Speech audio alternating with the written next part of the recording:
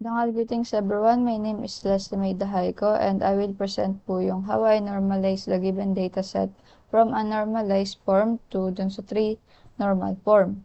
So first po is this is the unnormalized form which is yung raw dataset and there's a problem po which is yung attendance date column contains multiple values.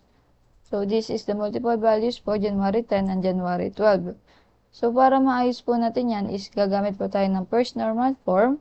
So, I remove the repeating group by separating the attendance date into individual rows. So, nagdagdag po ako ng another row.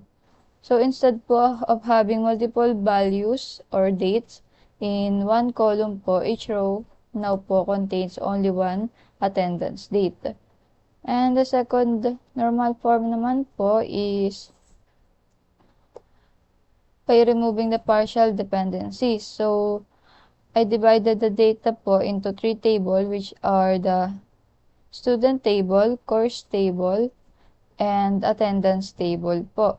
So, dito po is yung all attributes po depend on the whole primary key po. Dito sa table na to is may primary key po siya and dito po sa attendance table is foreign key. And last naman po is I converted the table into third normal form by removing the transitive dependencies. So, dito po yung mga indirect dependency, I separate them po into new tables. Kagaya po netong instructor table which is dito sa second table is nandito siya sa course table. Pero indirect po siya kaya gumawa po ako ng another table para sa instructor table po. And same goes po dito sa rooms table po. And that's all lang po sa task 1 po.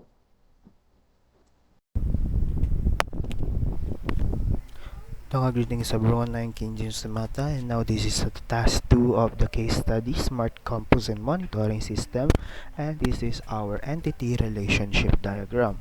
So as we can see here, we have 5 boxes here.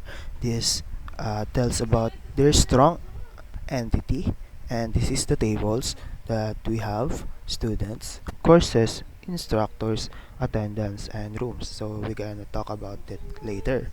And then this diamonds tells about the relationship between the tables and their relationship, whether it is many to one or one to many. The next one is here. These are the attributes of the table that are here, we can see in the table. So now we're gonna talk about it step by step. So first one is the table of the students.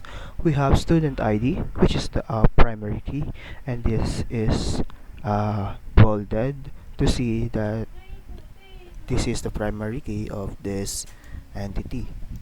Then here, student ID, the student name, and the QR code. The relationship of the student is between courses or the attendance.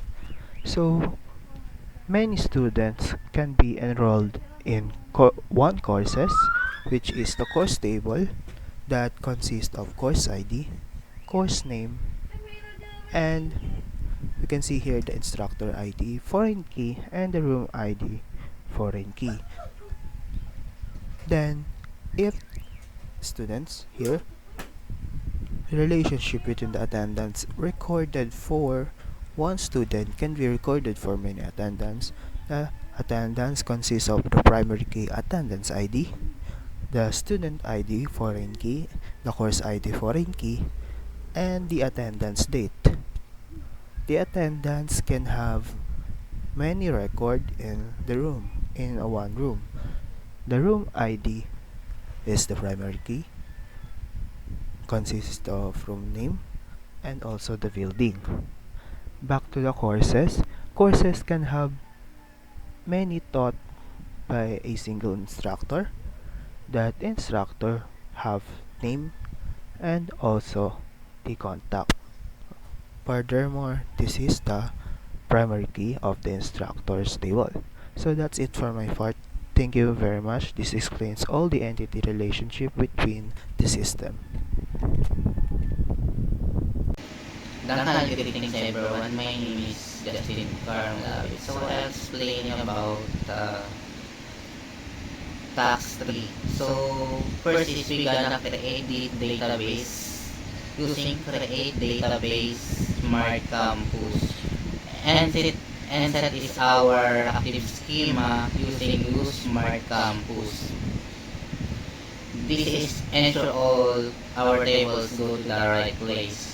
So next, we created our parent tables. These are tables that do not rely on any other table. So they don't have a foreign key.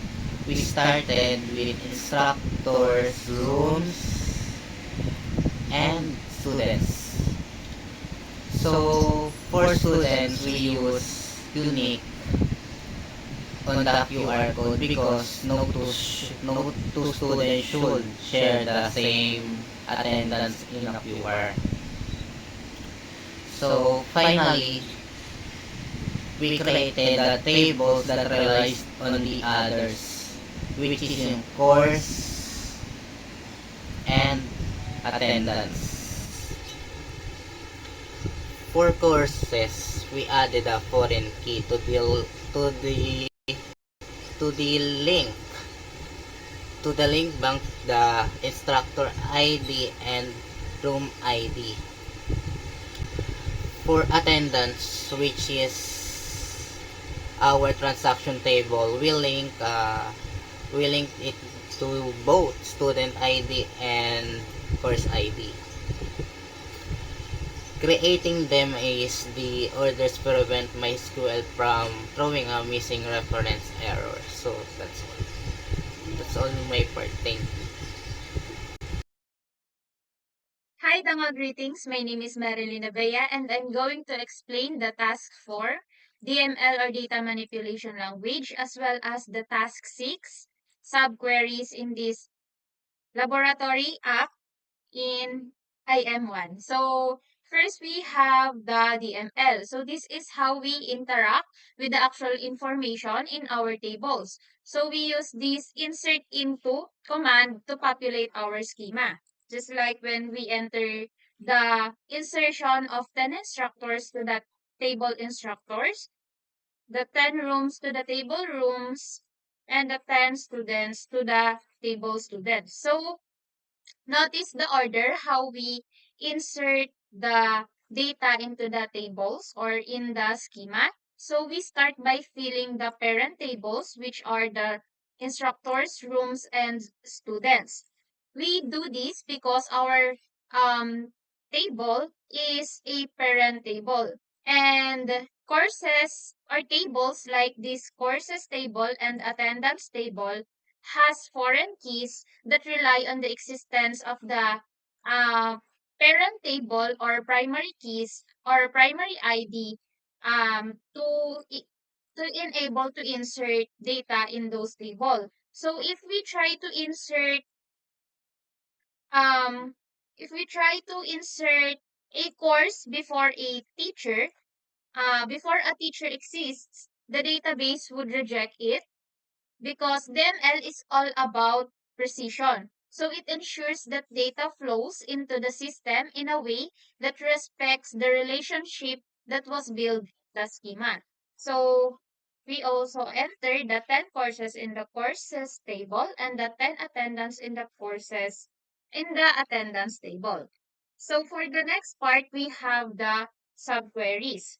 So subqueries is uh, a query within a query. So it's a powerful way to answer complex questions without needing multiple manual steps. So for example, we have this first query where we search for students with the highest attendance count. So in the inner query, we have a selection of student from the attendance table grouped by the student ID and ordered by the count with a descending limit of 1 because we only want the student with the highest attendance count. So when we enter this, Juan de la Cruz has the highest attendance count in the database.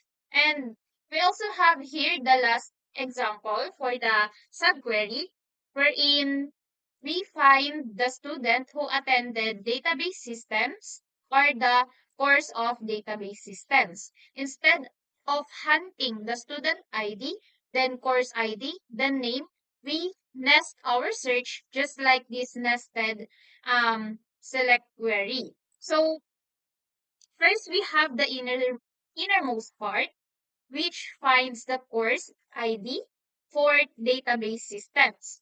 Next, for the middle part, which finds the student ID from the attendance table that matches the course.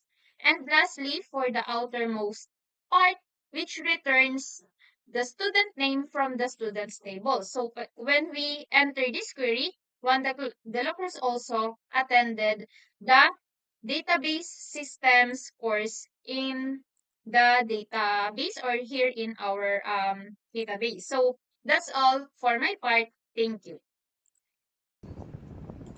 Dangal greetings. I am Richmond Escopete and I will be present about the DQL and joins. This SQL query demonstrates different types of join operations and data analysis queries for a smart campus attendance system. The first query uses an inner join to retrieve only students who have actual attendance records. It combines data from multiple related tables: students, attendance, courses, instructors, and rooms. This ensures that only complete and matching records are displayed, showing which student attended which class along with course, instructor, room, and attendance details. The results are sorted by attendance date and student name for better readability. The second query uses a left join to display all students, including those who do not have any attendance records yet. This is useful for identifying absent or inactive students. Null values appear in attendance fields for students without records. The third query uses a right join to show all attendance records even if corresponding student details are missing or inconsistent. This helps in checking data integrity issues. The fourth query simulates a full outer joins using union, combining both left and right join results to ensure that all student and all attendance records are included regardless of matching relationships. And finally, the bonus query provides an attendance summary per student per course. It uses aggregation with count and group by to calculate how many times each student was marked present in each course. This is useful for performance tracking, reporting, and identifying student participation trends in the Smart Campus system.